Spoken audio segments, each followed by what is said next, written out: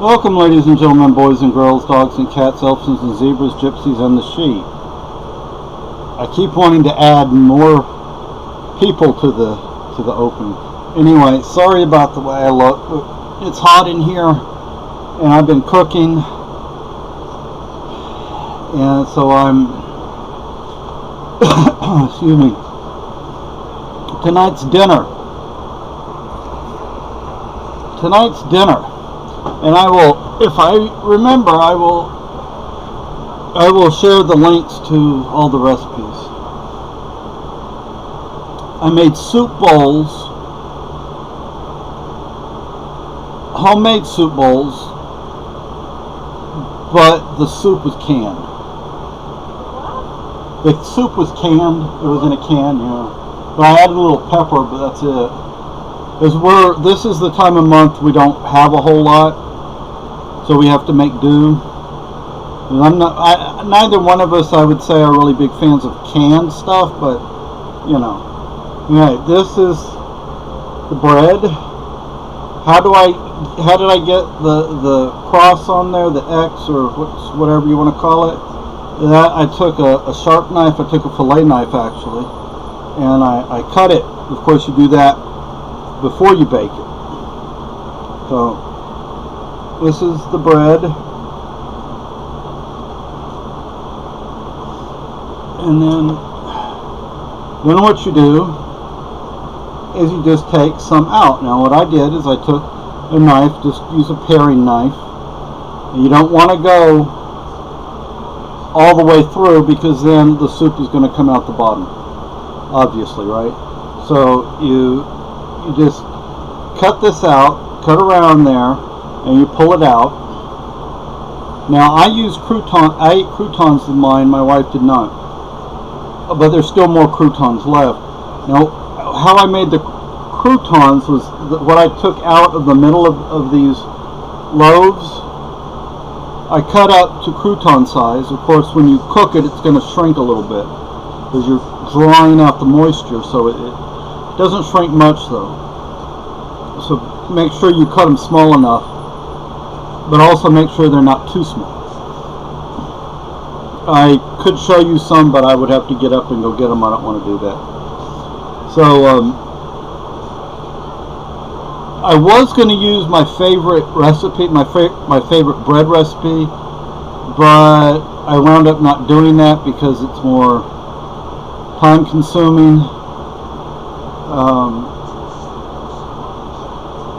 But it's a bread from back home in Spain, and this bread is not a Spanish bread, but I'm sure we make it in Spain anyway. I mean, so I will share a link with you. Now this is what's left of mine.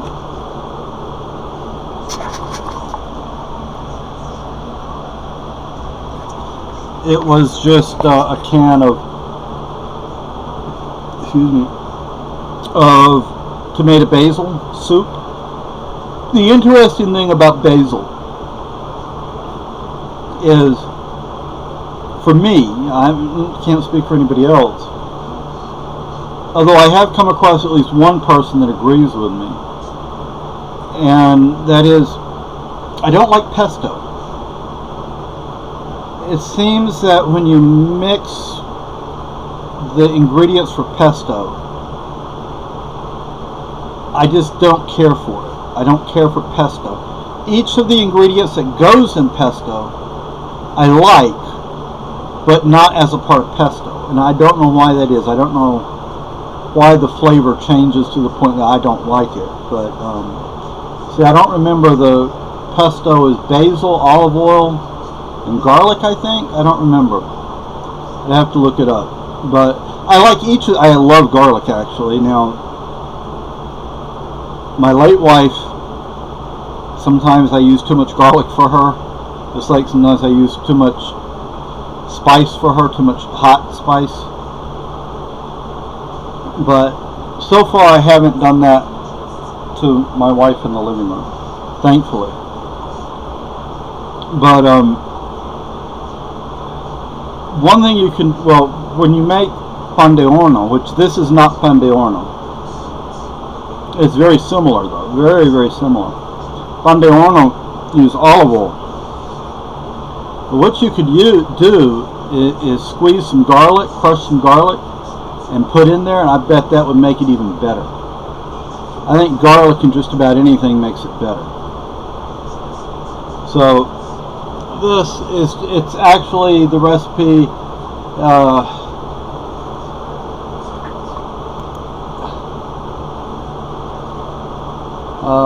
Quick, easy bread bowls. That's the name of the recipe for the quick, easy bread bowls. So I like home-baked bread a whole lot better than store-bought. But everybody's different. You know, I remember the days when you went to the market and you'd have fresh bread. You know, bread that was baked that day. And then they had a section of day-old bread. And that was cheaper. Now maybe in some places they still do that, but up here I have not seen that. But back in the 70s, you could go into a market and in the bread aisle there'd be a whole bunch of you know, fresh, well, not fresh, I mean, it wasn't fresh baked within an hour, but like it was baked that night or that morning. And you had mostly, that's what it was. Then you had a smaller section right next to it of day-old bread, which was cheaper. So, you know, a lot of people, that's what we would buy. And frankly, that kind of bread, I don't really notice a difference. You know,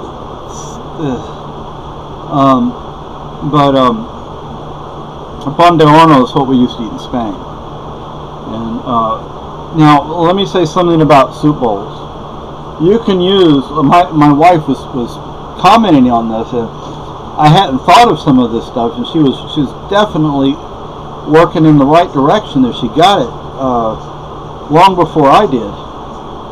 Stew, chili, soup, beans. You can put a lot of stuff in there, and what you can do is you break off a piece of bread and you can dip it in there and eat it. I was doing some of that with my bowl. That's what I did, was I took the bread bowl and I put it in the bowl because I figured it was going to spill, and it did. Hopefully you can use the recipes. You can adapt the recipes. Now, as for croutons, it's really simple. The way I did it was, like I said, I took this part out and I cut it up to make croutons. Hold on. Okay, welcome back, people. Here are the croutons.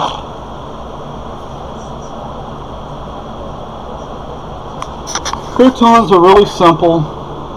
There's nothing to it really. Like I said, take your bowl, take your bread bowl, or take your bread loaf. Cut this out. Use a paring knife. You can use any kind of knife. Just don't go all the way through. Take it out. Cut it up. You can see, you know, they're not uniform in uniform pieces. They're not uniform. They're different sizes. There are different things you can do with all of this. You can do different things with all of it. And my wife was mentioning some other things like cheese and other seasonings. And I didn't even think of this stuff. I'm like, wow, that's a great idea. Anyway, so you take the croutons, you cut them up, stick them. The oven was set, well, I don't want to say it was set at 350 because I had just baked these. And you start the oven off at 500 with these, and then you turn it down. To get a crispier crust, what you can do is throw some water, agua, in there. It'll steam. You can put a dish of water. You can use a spray bottle, anything. That'll help make a crustier crust, a thicker, harder crust, which is good for some things, not for everything.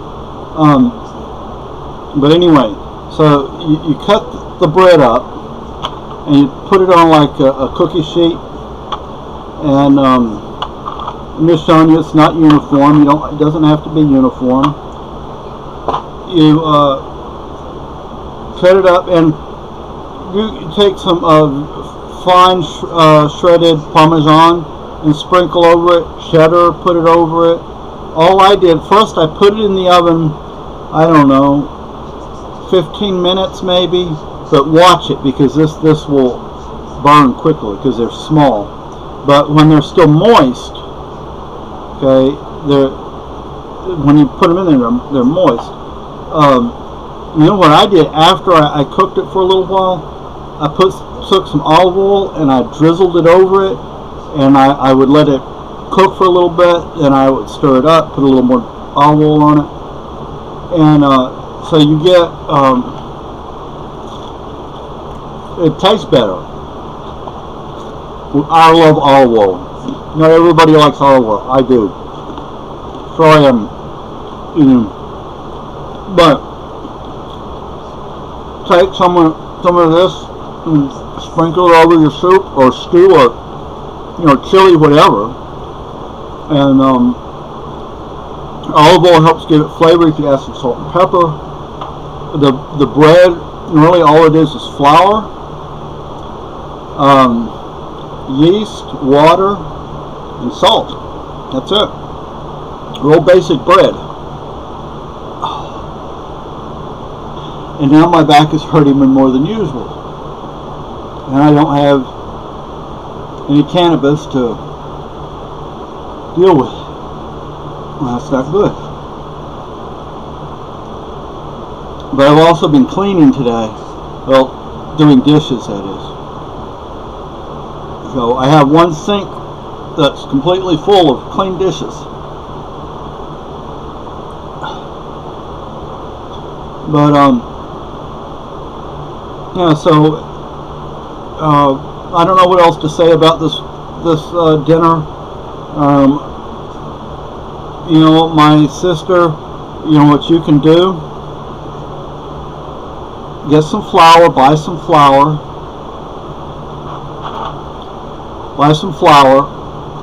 keep it in a bag. I put it in a cloth bag. Get a bowl, metal bowl, put some flour in the bowl, put some water in there, stir it up, maybe a little salt, give it some flavor. Help bring the flavors out, and just flatten it and put it in the hot ashes of a fire. Ash cake. That is the simplest, most basic bread there is, as far as I know. So now another thing you can do with this: take some cornmeal and sprinkle over the top of it before you cook it.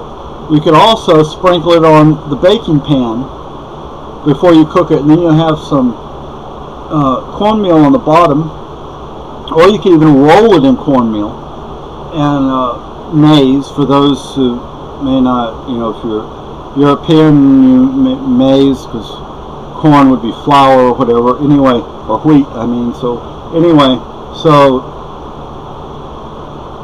please enjoy